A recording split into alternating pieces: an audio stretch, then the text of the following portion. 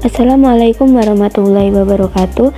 Yang terhormat Ibu Fadila Kurniawati selaku dosen pengampu mata kuliah Sistem Informasi Akuntansi dan teman-teman yang saya banggakan. Saya Jihan Nuriski NIM 63030210023 akan mempresentasikan mengenai supply chain di PT Nippon Indosari Korpindo atau Sariroti guna memenuhi tugas ujian tengah semester. Baik, langsung saja kita mulai pembahasannya. Poin pertama yang akan kita bahas yaitu mengenai apa itu supply chain. Supply chain itu bisa juga disebut sebagai rantai pasok. Nah, apa sih rantai pasok itu? Rantai pasok itu merupakan serangkaian hubungan atau aktivitas yang dijalankan untuk melaksanakan penyaluran atau distribusi pasokan barang atau jasa dari awal proses hingga sampai ke tangan konsumen.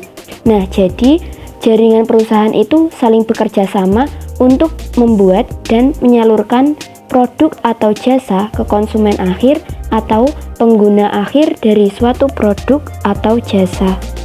Kemudian ada fungsi supply chains.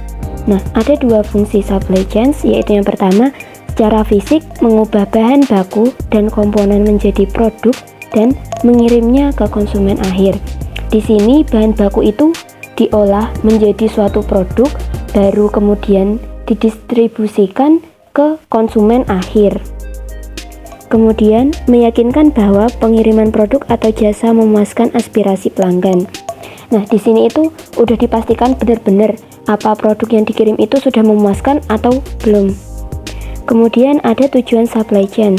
Supply chain bertujuan untuk mengendalikan persediaan barang dan perusahaan dapat menyediakan produk atau jasa dengan tingkat persediaan yang tinggi. Kemudian, supply chain memiliki beberapa tahapan, yaitu yang pertama, strategi dan desain supply chain, yang kedua, perencanaan supply chain, yang ketiga, pelaksanaan supply chain. Pada tahap strategi dan desain supply chain, perusahaan itu perlu mempertimbangkan dan menentukan strategi supply chain serta proses menjalankannya, sehingga rantai pasok yang dijalankan itu bisa berjangka panjang untuk menghadapi persaingan pasar. Kemudian tahap perencanaan. Nah, pada tahap ini perusahaan itu harus merencanakan lokasi, penyuplai, kebijakan persediaan, serta pengadaan kegiatan promosi.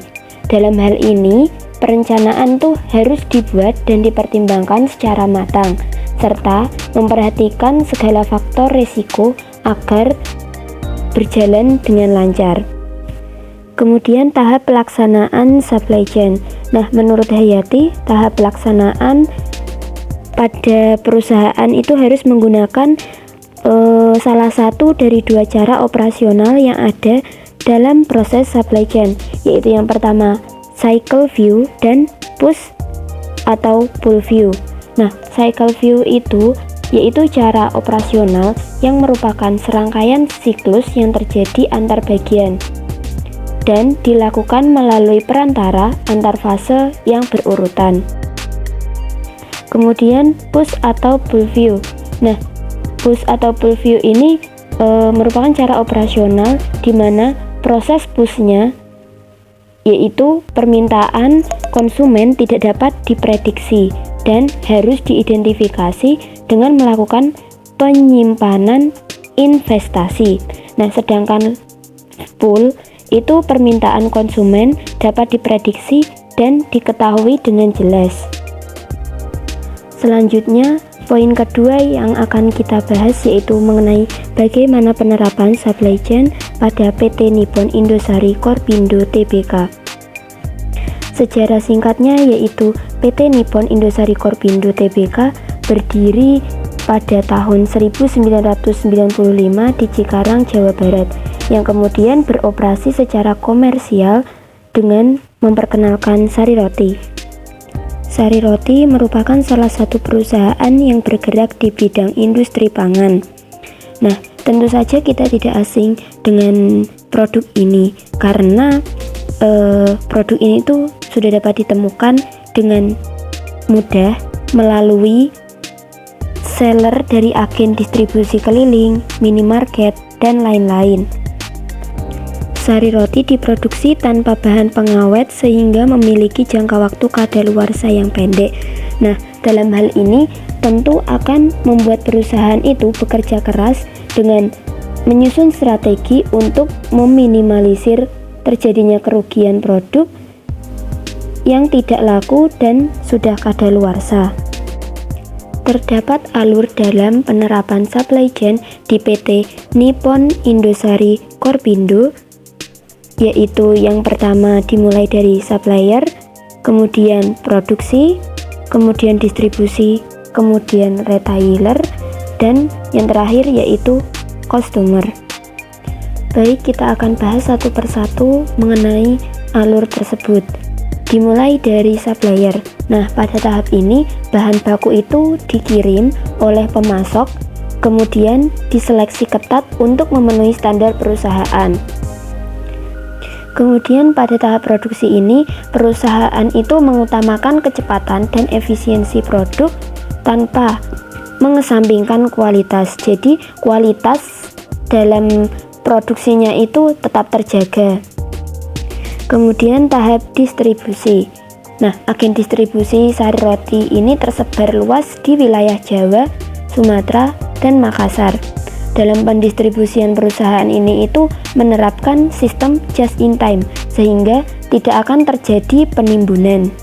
Kemudian tahap retailer, di mana sari roti mendistribusikan produknya ke agen-agen penjual dengan pasokan yang tepat, dalam artian tidak terlalu banyak dan tidak terlalu sedikit. Nah, hal ini itu dilakukan untuk meminimalisir kerugian atau pengembalian produk yang tidak laku. Dan tahap yang terakhir yaitu customer. Dengan pendistribusian yang dilakukan dengan maksimal, pelanggan dapat dengan mudah menemukan dan membeli produk dari gerai terdekat. Selain itu, sari roti juga terjaga kualitasnya dengan memberi yang terbaik untuk konsumen. Nah, bagaimana penerapan supply chains di PT Nippon Indosari Korpindo? Nah, PT Nippon Indosari Korpindo Tbk ini menggunakan radio frequency identification atau RFID.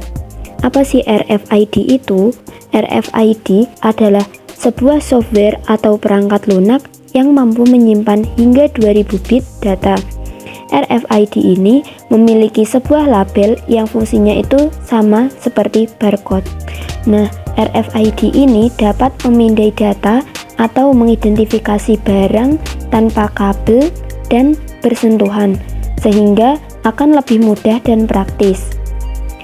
RFID memiliki beberapa manfaat dalam penerapannya, yaitu dapat meminimalisir biaya operasional, memaksimalkan pengiriman tepat waktu, meningkatkan pelayanan, dan masih banyak lagi.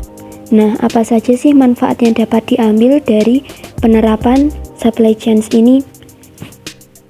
Yang pertama yaitu data yang diakses adalah data nyata dan terupdate. Hal ini dikarenakan pengupdatean data itu dilakukan secara real time. Yang kedua, lebih mudah dalam memantau stok barang dan memantau rute material. Yang ketiga, manajemen penyimpanan yang lebih baik. Yang keempat, jenis bahan yang berbeda dapat ditandai sehingga meminimalisir terjadinya kesalahan. Dan yang kelima, apabila ada pengembalian barang dari konsumen akan mendapatkan data yang lengkap. Yang terakhir, masalah kehabisan stok dapat diminimalisir karena stok dikontrol secara real time. Baik, usai sudah pemaparan materi yang disampaikan, semoga bermanfaat. Apabila ada salah dan kurang, saya mohon maaf. Wassalamualaikum warahmatullahi wabarakatuh.